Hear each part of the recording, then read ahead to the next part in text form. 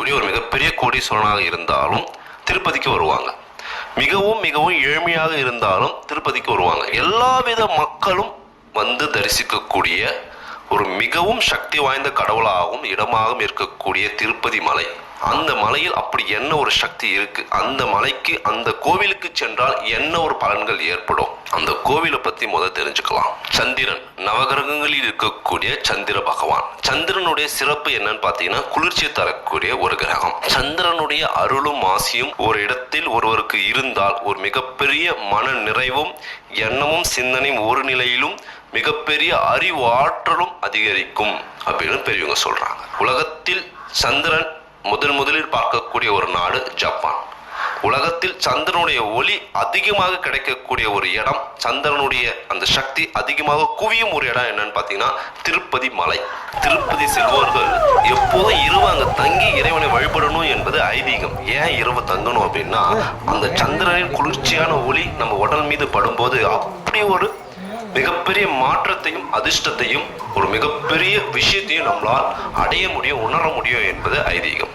இந்த அளவுக்கு சந்திரனுடைய சக்தியும் ஒளியும் கிருபையும் திருப்பதி கோவிலில் இருப்பதால் மனதளவில் பிரச்சனை உள்ளவர்களும் பிரச்சனைக்கு தீர்வே எட்ட முடியாதவர்களும் மனக்குழப்பத்தில் தவிப்பவர்களும் அடுத்து என்ன செய்ய வேண்டும் என்று தெரியாமல் திணறுபவர்களும் இப்படி குழப்ப நேரத்தில் திருப்பதிக்கு சென்று வந்தால் தெளிவான ஒரு முடிவு எடுக்க முடியும் அப்படின்னு சாஸ்திரம் சொல்லுது, இயற்கை சொல்லுது, அந்த சயின்டிபிக்கான ஒரு சூழ்நிலை சொல்லுது அப்படின்னு சொல்றாங்க. மேலும் இதுக்கு என்ன காரணம் அப்படின்னா, சந்திர பகவான் சந்திரனுடைய மனோகாரகன் சக்தி பெற்ற ஒரு ஸ்தலம் அந்த திருப்பதி தலம். மேலும் மனம் சாந்தியை பெறக்கூடிய சக்தி அந்த சந்திர பகவான் திருப்பதியில் இருக்கக்கூடிய மக்களுக்கு தருவார். சந்திரனுடைய ஒளி, அந்த ஒளி கதிர்கள் வந்து திருப்பதி மலையில் குவிக்கப்படுவதால் இந்தியாவிலே திருப்பதியில் மட்டும்தான் சந்திர பகவானுடைய சக்தி அதிகமாக இருக்கிறது. அதன் மூலம் பெருமாள் மக்களுக்கு அதீத மன தெளிவை தருகிறார் அப்படின்னு சொல்றாங்க. இப்படிப்பட்ட தெளிவான சிந்தனை எடுக்கும் ஒரு சக்தி மனிதர்களுக்கு கிடைக்கும் போது அவன் வாழ்க்கையில் எடுக்க வேண்டிய அனைத்து முடிவுகளும் மிக சரியாக எடுக்கும் வல்லமை திருப்பதியில் இருக்கக்கூடிய பெருமாள் தருவார் அப்படின்னு ஐதீகம் சொல்லுது. இதனால்தான் திருப்பதிக்கு சென்று வந்தால் ஒரு மிகப்பெரிய திருப்பம் ஏற்படும் அப்படின்றாங்க. திருமணம் கைகூடலையே அப்படின்னு நம்ம குழப்பத்தில் இருக்கக்கூடிய இந்த ஜாதகம் சரியில்லை, அந்த பொண்ணு சரியில்லை, இன்னும் வசதியா, இன்னும் படிச்ச, இன்னும் அழகா, இது போல பல குழப்பங்கள் இருப்பீங்க. திருப்பதிக்கு போயிட்டு வந்தால் தெளிவாக முடிவு எடுப்பீங்க.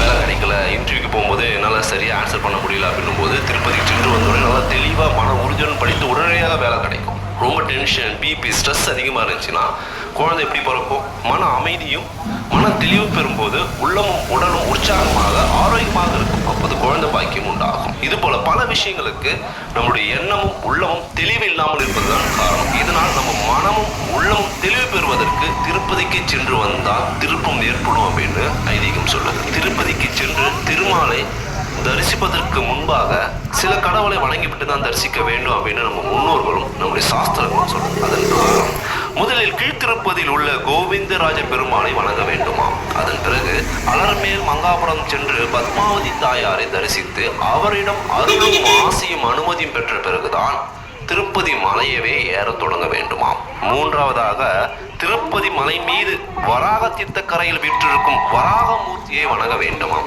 நான்காவது தான் திருப்பதி மலையில் வீற்றிருக்கும் எம்பெருமான் பெருமாளை வணங்க வேண்டும் அப்படின்னு நம்மளுடைய சாஸ்திரம் சொல்லுது. இவ்வாறு இந்த வழிமுறையில் பெருமாளை வணங்கினால் நம்ம வாழ்க்கையில் ஒரு மிகப்பெரிய மாற்றமும் முன்னேற்றமும் ஏற்படும். மேலும் திருப்பதிக்கு சென்று சில கிழமைகளில் வழிபட்டால் ஒரு மிகப்பெரிய சக்தியும் முன்னேற்றமும் ஏற்படும் என்பது ஐதீகம். அதில் குறிப்பாக சனிக்கிழமை பெருமாளுக்கு மிகவும் விசேஷமான ஒரு நாள். அன்று திருப்பதி சென்று பெருமாளை வழிபடுவது மிகவும் மிகவும் சிறப்பு.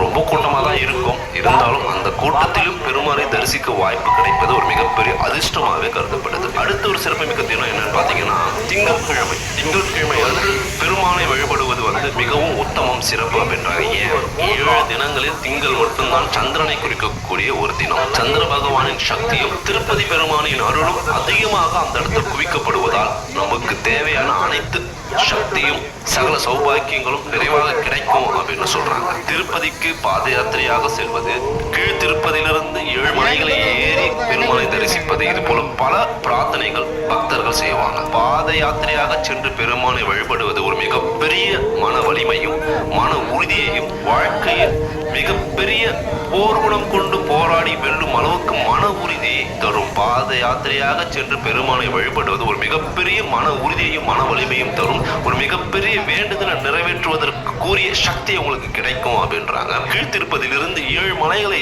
ஏறி இறைவனை வழிபடுவது ஒரு மிகப்பெரிய சக்தியை தரும்ன்றாங்க. ஒவ்வொரு படிகளிலும் பெருமானை நாமத்தை உச்சரித்து நம்முடைய வேண்டுதலை மனதில் நினைத்துக் கொண்டு பிறகு பெருமானை தரிசிப்பது நம்ம பிரார்த்தனை மிக விரைவில் நிறைவேற்றுவதற்கான ஒரு வழி அப்படின்றாங்க. அறிவியல் பூர்வமாக இது ஒரு அக்குபஞ்சர். நம்ம மனதிலும் உடலிலும் இருக்கக்கூடிய பல விதமான நோய்களை குணப்படுத்தும் அப்படின்றாங்க. அந்த மலைகளில் இருக்கக்கூடிய மூலிகை செடிகளும் அந்த மூலிகையிலிருந்து வரக்கூடிய தென்றல் போன்ற காற்றும் நம்ம உடலில் படும் போதும் நம்ம சுவாசிக்கும் போது பல விதமான நோய்கள் குணமாகும் அப்படின்றாங்க.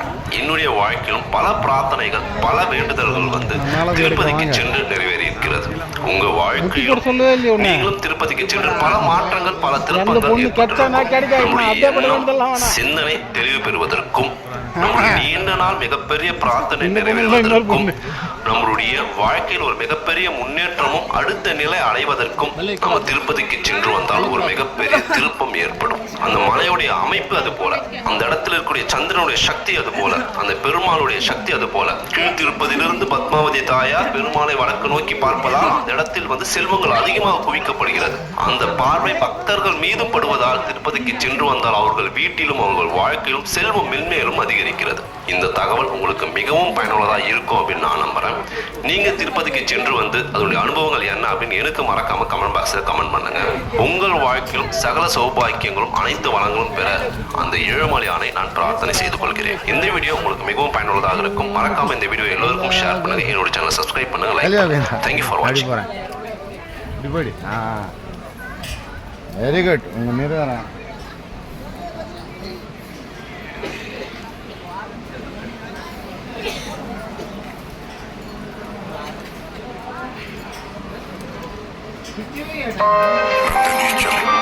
बस अभी ये लड्डू पैक कर दो अर्जुन के लिए।